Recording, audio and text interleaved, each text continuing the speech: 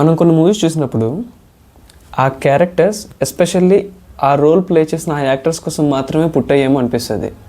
దురంధర్లో అక్షయ్ ఖన్నా కానీ, పుష్పలో అల్లు అర్జున్ కానీ, కేజీఎఫ్లో యష్ కానీ, ఆర్ఆర్ఆర్లో రామ్ చరణ్ కానీ కొన్ని క్యారెక్టర్స్ ఉన్నాయి. ఇవి మనం చూసినప్పుడు ఎస్పెషల్లీ విక్రమార్కుల్లో రవితేజని కూడా వాళ్ళు తప్ప వేరే ఇంకెవరు చేసినా మనకు అంత ఎక్కువ ఆ క్యారెక్టర్స్ మనం అసలు ఊహించుకోలేం ఆ క్యారెక్టర్స్ని. సేమ్ అలాగే ఐపీఎల్లో కూడా కొంతమంది ప్లేయర్స్ ఆ ఫ్రాంచైజీ కోసం మాత్రమే పుట్టారు, ఆ ఫ్రాంచైజీ కోసం మాత్రమే వాళ్ళు ఆడుతారు అని కూడా అనిపిస్తుంది. మహేంద్ర సింగ్ ఫర్ సిఎస్కే, ఆర్సీబీకి కోహ్లీ లాగా, ముంబై ఇండియన్స్కి మన రోహిత్ శర్మ లాగా. ఖచ్చితంగా అలానే ఆర్సీబీకి మళ్ళీ ఆ ప్లేలిస్ట్లో చూసుకుంటే Devdutt Padikkal and Rajat Patidar. Especially Devdutt Padikkal RCB నుంచి బయటకు వెళ్ళి ఏ ఫ్రాంచైజీలు కూడా తను ప్రూవ్ చేసుకోలేకపోయాడు. తనకు అంత నేమ్ అండ్ ఫేమ్ కూడా రాలేదు. వెన్ అగైన్ మళ్ళీ తను రీఎంట్రీ ఇచ్చిన తర్వాత ఆర్సీబీకి he become a star. Even నాకు తెలిసినంత వరకు ఇండియాకి కూడా తను అంత మంచి పర్ఫార్మెన్స్ ఇచ్చిన ఇది లేదు. కానీ ఆర్సీబీలో దేవదత్ పడిక్కల్ ఒక బీస్ట్. దేవదత్ని ఆపడం చాలా మటుకు అసలు ఎవరి వల్ల కాదు. ఒకనొక టైంలో హర్షల్ పటేల్ గురించి కూడా నేనైతే అలానే అనుకున్నా. మొహమ్మద్ సిరాజ్ వీళ్ళు ఆర్సీబీ కోసం మాత్రమే పుట్టారు. ఆర్సీబీ ఫ్రాంచైజ్ని వేరే ఆఫ్టర్ విరాట్ కోహ్లీ తర్వాత మళ్ళీ డివిలియర్స్ తర్వాత అంత ఇంపాక్ట్ వీళ్ళు మాత్రం చూపిస్తారేమో అనిపించింది. ఎందుకంటే వాళ్ళ పర్ఫార్మెన్స్ ఆర్సీబీలో ఒకనొక ఎత్తు వేరే వేరే వేరే వేరే లెవెల్లో ఉంటుంది. స్టిల్ దేవదత్ పడిక్కల్ అయితే ఇప్పటికీ కూడా అది ప్రూవ్ చేశారు. లాస్ట్ నైట్ కూడా మనం అందరం కొన్ని లక్షల మంది ఫ్యాన్స్ ఎంతో ఇంట్రెస్ట్గా ఎదురు చూస్తారు ఒక El Clasico rivalry, CSK versus RCB. నిన్న జరిగింది అదే. అండ్ తెలిసిందే రిజల్ట్ అందరికీ. సిఎస్కే మళ్ళీ పూర్ పర్ఫార్మెన్స్. మళ్ళీ ఫస్ట్ నుంచి నేను చెప్తూనే ఉన్నాను, సిఎస్కేకి the very very very minus point ఏంటంటే, డిసడ్వాంటేజ్ ఏంటంటే వాళ్ళ బౌలింగే. నిజానికి 15 ఓవర్ల వరకు మ్యాచ్ సిఎస్కే చేతిలోనే ఉంది. 15 ఓవర్లకి చిన్నస్వామి లాంటి స్టేడియంలో ఆర్సీబీ చేసిన స్కోర్ 153. 15 ఓవర్ల వరకు సిఎస్కే చేతిలోనే మ్యాచ్ ఉంది. సిఎస్కే ఎక్కడ మ్యాచ్ ఓడిపోయిందో తెలుసా? After Devdutt Padikkal wicket.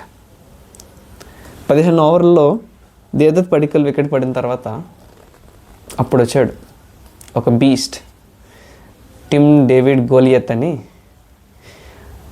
ఒక బీస్ట్ దిగింది. అప్పుడు మొత్తం సిఎస్కే నుంచి మ్యాచ్ మొత్తం ఆర్సీబీకి లాగేశారు. అండ్ రజత్ పటిదార్ అస్సలు తక్కువేం కాదు, మనం మాట్లాడుకోవాలి. What a captain, what a player. ఎందుకంటే లాస్ట్ 5 ఓవర్స్లో వీళ్ళిద్దరు చేసిన డిస్ట్రక్షన్లో జస్ట్ విత్ ఇన్ 5 ఓవర్స్లో 30 బాల్స్కి ఆర్సీబీ చేసిన score 97 runs.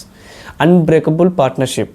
And this is the very highest record for RCB against CSK. Moreover మనం చూసుకుంటే 43, I think 46, 28, 50, 48, 70.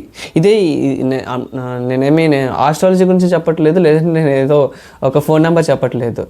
ఇది ఆర్సీబీ బ్యాటర్స్ 5 బ్యాటర్స్ చేసినటువంటి స్కోర్ అగెనిస్ట్ సిఎస్కే. ఆర్సీబీలో ఒక్కరంటే ఒక్కరు కూడా 20 లోపు ఆల్అౌట్ అవ్వలే. సింగిల్ డిజిట్ వదిలేయండి, 20 లోపు అవుట్ అవ్వలే. మై బ్యాడ్, సారీ, 20 లోపు అవుట్ అవ్వలే. వేరే సిఎస్కే సేమ్ పూర్ పర్ఫార్మెన్స్. మళ్ళీ వాళ్ళు ప్రెజర్ ఫీల్ అయ్యారో తెలీదు, లేదంటే ఆర్సీబీ ఆ చిన్నస్వామి స్టేడియంలో ఆర్సీబీ క్రౌడ్ వల్ల వాళ్ళు డిసప్పాయింట్ అయ్యి వాళ్ళు పర్ఫార్మెన్స్ చేయలేకపోయారో తెలియలేదు. సిఎస్కే నుంచి చూస్తే ఒక్కరంటే ఒక్కరు కూడా మెయిన్ టాప్ ఆర్డర్స్లో ఎవ్వరు అంత పర్ఫార్మెన్స్ లేదు. ఎవరికి కూడా విన్ అవుతామని ఆశ ఉందో లేదో నాకు తెలియలేదు. 6 కొట్టాడు గైక్వాడ్ వెంటనే అవుట్, 6 కొట్టాడు చాటన్ అన్న శాంసన్ అన్న మళ్ళీ వెంటనే అవుట్. సర్ఫరాజ్ ఖాన్ నిజంగా జస్టిస్ అనిపించాడు, ఎందుకంటే చాలా మంచి నాక్ ఆడాడు. అంత ప్రెషర్లో అలాంటి ఒక నాక్ సర్ఫరాజ్ నుండి నిజంగా చాలా అంటే మంచి మోటివ్ అనిపించింది. ఖచ్చితంగా సర్ఫరాజ్, ప్రశాంత్ వీర్ కానీ లేదా సర్ఫరాజ్, శివన్ దుబే కొంచెం స్టాండ్ తీసుకుంటే కనీసం మనకి ఇంట్రెస్టింగ్ కనుక చాలా క్లోజ్ అయి ఉండేది match. At least CSK 240 or else ఒక 230 వరకు అయినా సరే ఖచ్చితంగా స్కోర్ చేస్తుందేమో అనిపించింది. కానీ పవర్ ప్లేలో అంత బాగా ఆడిన సర్ఫరాజ్ ఖాన్ ఎందుకు మరి కంగారు పడ్డాడో తెలియదు. కృణాల్ పాండ్యా బౌలింగ్కి వచ్చిన తర్వాత ఫస్ట్ బాల్ నుంచి తను కృణాల్ని ప్రెజర్లో పెట్టాలనుకున్నాడు.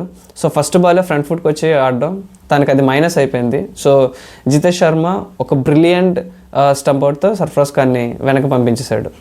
అండ్ తర్వాత వచ్చిన శివన్ దుబే కూడా అంత ఓకే, తను ట్రై చేశాడు, చేయలేదని చెప్పలేను, తను ట్రై చేశాడు, బట్ తనకి అంత బాల్ కనెక్ట్ అవ్వలేదు. సో తను అవుట్ అయిపోయాడు. తర్వాత ప్రశాంత్ వీర్, జామీ ఔటన్ వీళ్ళిద్దరూ ట్రై చేశారు.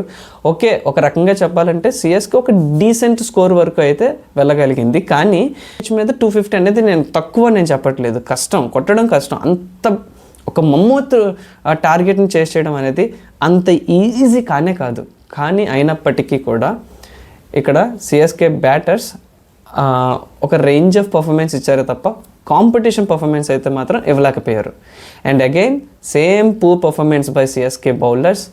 చిన్నస్వామి లాంటి స్టేడియంలో సిఎస్కే బౌలర్స్ అంటే అపోనెంట్కి గల్లీ క్రికెట్ ఆడినంత ఈజీ అయిపోయింది. సో ఈజీగా కొట్టారు ఆర్సీబీ.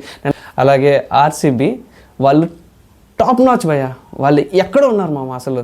ఎందుకంటే వాళ్ళు డిఫెండింగ్ ఛాంపియన్ లాగా వచ్చి ఏదో లక్కుతో కప్పు గెలిచారు అనేలా లేదు వాళ్ళ పర్ఫార్మెన్స్ మళ్ళీ అదే స్టాండర్డ్తో ఉంది.